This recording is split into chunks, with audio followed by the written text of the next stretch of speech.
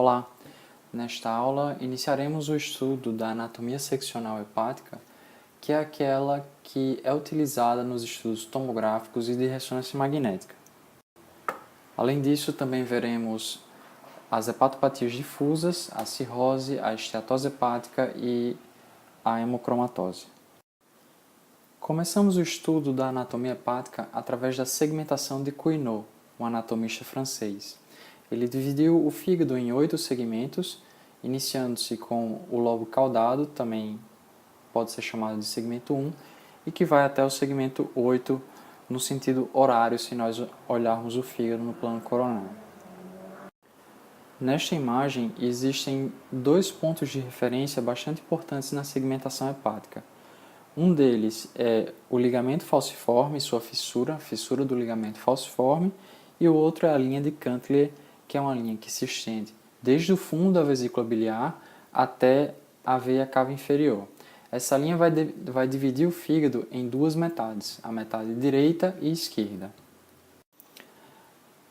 O lobo hepático esquerdo ele vai ser então dividido em segmentos 2, 3, 4A e 4B, enquanto que o direito vai ser dividido em segmentos 5, 6, 7 e 8. Já o lobo caudado, ele não entra nessa divisão e ele é interpretado como um lobo à parte. Outras estruturas que são muito importantes na segmentação hepática são as veias hepáticas, que são divididas em veia hepática direita, média e esquerda, e os ramos portais.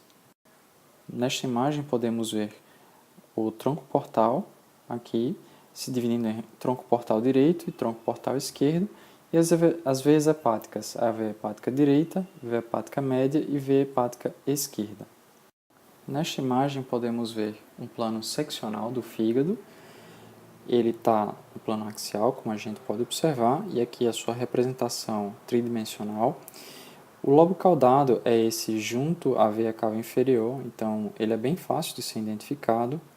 Agora aprenderemos como diferenciar os demais segmentos hepáticos. Vamos recapitular que o fígado ele pode ser dividido através da linha de Cantley em lobos esquerdo e direito. Então a gente pode ver nessa imagem, como parte do lobo esquerdo, a gente tem os segmentos 2 e 4, e a linha de Cantley ela coincide com o plano de secção da veia hepática média, que está nessa topografia. E como diferenciar os segmentos 2 do 4? Os segmentos laterais do lobo hepático esquerdo, que são os segmentos 2 e 3, são separados dos segmentos mais mediais, que são o 4A e 4B, através da fissura do ligamento falciforme. Então, a fissura do ligamento falciforme divide o 2 e o 3 do 4A e 4B, que todos esses juntos são o lobo hepático esquerdo. E agora, como dividir os segmentos 6 e 7, que são os segmentos posteriores do lobo hepático direito, dos segmentos 5 e 8, que são os segmentos anteriores do lobo hepático direito. Nessa imagem a gente pode ver o segmento 7, que faz parte da porção posterior do lobo hepático direito, e aqui na frente dele a gente tem o segmento 8, que faz parte da porção anterior do lobo hepático direito. Como a gente pode ver na imagem, eles são divididos pela veia hepática direita, que é essa daqui. Então, os segmentos 7 e 8 são separados pela veia hepática direita e os segmentos 5 e 6 também são separados pela veia hepática direita. E como diferenciar aqueles segmentos mais superiores dos mais inferiores? A gente pode ver nessa imagem do canto do lado direito que os segmentos superiores do lobo direito são o 7 e o 8, eles são separados dos segmentos mais inferiores, que são o 5 e o 6, pelo ramo portal direito. Do mesmo jeito, do outro lado, no lobo hepático esquerdo, os segmentos 4A e 2 são separados do 3 e do 4B através do ramo portal esquerdo. Então, os ramos portais, eles dividem o fígado em porção superior e inferior. Agora vamos fazer um exercício. Eu vou precisar que em alguns momentos vocês pausem o vídeo para que vocês pensem e tentem descobrir que segmentos vocês estão vendo na imagem. Então, eu já identifiquei aqui para vocês que essa é a veia hepática esquerda, essa é a veia hepática média e essa é a veia hepática direita. Esse corte ele está no nível superior acima dos ramos portais, ou seja, então a gente está olhando para a porção superior do fígado. E aí eu queria que vocês descobrissem que segmento é esse, que segmento é esse, qual segmento é esse e imagine que a fissura do ligamento falciforme ela passa nessa região. Então, qual segmento é esse e qual segmento é este daqui? Pausem o vídeo, pensem um pouco e logo traremos a resposta. Então, se essa foi a sua resposta, você acertou. Aqui, na porção lateral do lobo esquerdo, a gente tem o segmento 2.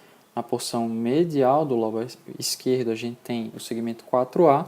Na porção anterior do lobo direito, na sua porção mais superior, a gente tem o segmento 8 e na parte posterior a gente tem o segmento 7.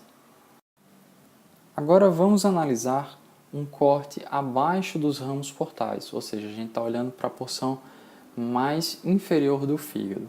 Eu coloquei alguns parâmetros para vocês verem, a gente tem a veia hepática direita aqui, veia hepática média e a fissura do ligamento falciforme nessa região. Então, que segmento é esse? Que segmento é esse? Qual é esse e qual é esse? Pausem o vídeo, reflitam e vamos trazer as respostas. Se você respondeu dessa maneira, que este segmento é o 3, este daqui é o 4B, este é o 5 e este é o 6, você acertou. E quem conseguiu ver o lobo caudado ganhou aí mais um bônus. Então essa foi uma breve explicação da anatomia seccional hepática. A gente vai ter diversas práticas na sala de aula. E agora a gente vai começar com as hepatopatias difusas. A gente vai analisar a cirrose, a esteatose hepática e a hemocromatose. Então, a cirrose hepática, vocês já conhecem, ela é caracterizada por diversos graus de fibrose, levando à formação de nódulos de regeneração e predispondo ao surgimento dos hepatocarcinomas. Nesta imagem, vemos à esquerda um fígado normal com superfícies lisas, bordos finos e fissuras fechadas, não são alargadas. Este é um aspecto típico de um fígado normal. Em contraste, um fígado cirrótico, como ele possui diversos nódulos de regeneração, suas superfícies são irregulares, os bordos são mais rombos e as suas fissuras são alargadas, como a gente pode ver na fissura do ligamento venoso. A gente deve ter em mente que as alterações morfológicas da fibrose elas acontecem tardiamente. As fibroses mais iniciais, F1, F2 e F3, elas não geram muita alteração morfológica no fígado. Então, esse aspecto cirrótico que a gente pode ver nessa imagem do lado direito é um aspecto tardio, uma cirrose já F4, seguramente. Para a avaliação de fibroses mais incipientes, F1, F2 e F3, existem dois métodos diagnósticos atualmente disponíveis. O primeiro é o FibroScan, que utiliza as propriedades do ultrassom para identificar a fibrose. E o segundo método é a elastografia por ressonância magnética. Então, esses são dois métodos que permitem a identificação de estágios de fibrose mais precoces e não aqueles tão tardios que levam a alteração morfológica difusa. Esses dois métodos eles se baseiam na avaliação das propriedades elásticas do fígado. Nesta imagem a gente pode ver mais um caso de um fígado normal do lado esquerdo e um fígado cirrótico do lado direito. O fígado normal ele tem superfícies lisas, bordos finos e fissuras fechadas, enquanto que o fígado cirrótico ele tem contornos irregulares, seus bordos são rombos e tipicamente suas fissuras são alargadas. Agora falaremos sobre a esteatose hepática, que é caracterizada por um acúmulo de triglicerídeos dentro do hepatócito. Ela está relacionada com diversas doenças, como a resistência à insulina, diabetes mellitus e também predispõe a um aumento do risco cardiovascular. Aqueles pacientes que possuem esteatose hepática, eles podem desenvolver episódios de inflamação do fígado, a chamada esteatohepatite. E uma porcentagem desses pacientes que fazem esteatohepatite podem desenvolver cirrose. Aqueles pacientes que possuem cirrose estão com risco aumentado para desenvolverem hepatocarcinoma. Então, hoje em dia, a esteatose hepática ela é vista como um problema de saúde pública significativo, porque cada vez mais tem se observado um aumento do número de hepatocarcinomas secundário à esteatose hepática. A ultrassonografia possui uma baixa acurácia na avaliação da esteatose hepática.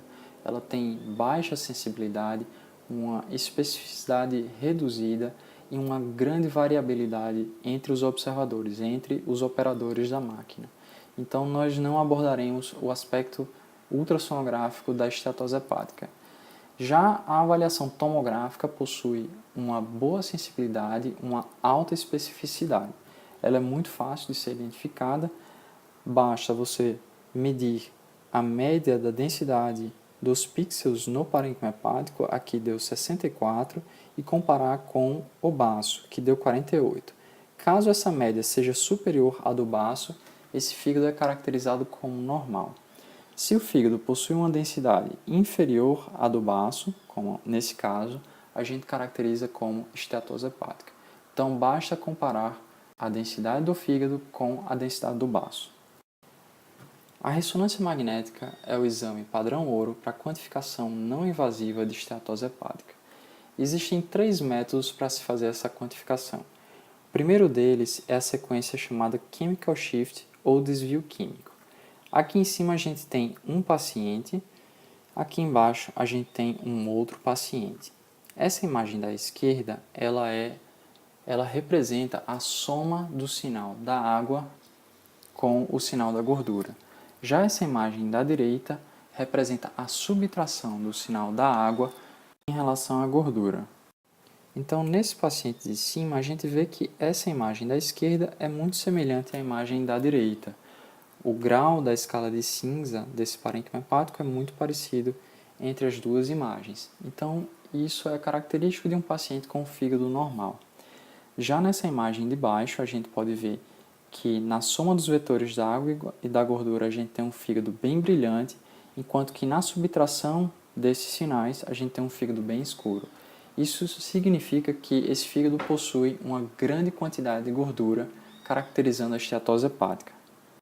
O segundo método para a quantificação de esteatose hepática é o PDFF, Proton Density Fat Fraction, que consegue quantificar com altíssima acurácia tanto aqueles fígados normais quanto os cirróticos. Aqui na imagem da esquerda a gente vê um fígado normal com a porcentagem de gordura de apenas 2,3% de fração de gordura, enquanto que na imagem da direita a gente tem um fígado bastante esteatótico com a porcentagem de gordura em torno de 29%. A grande vantagem dessa técnica está na rapidez da sua aquisição e na possibilidade de avaliar todo o órgão de uma vez só. O terceiro e último método para a quantificação de esteatose é a espectroscopia por ressonância magnética. Ela consegue dosar todos os metabólitos hepáticos e quantificar aquelas moléculas de gordura. A principal desvantagem dessa técnica é a impossibilidade de avaliar todo o órgão. A gente pode ver nessa imagem que somente uma pequena porção do fígado é analisada, enquanto que boa parte dele ficou de fora. Então, esse é um dos grandes pontos negativos.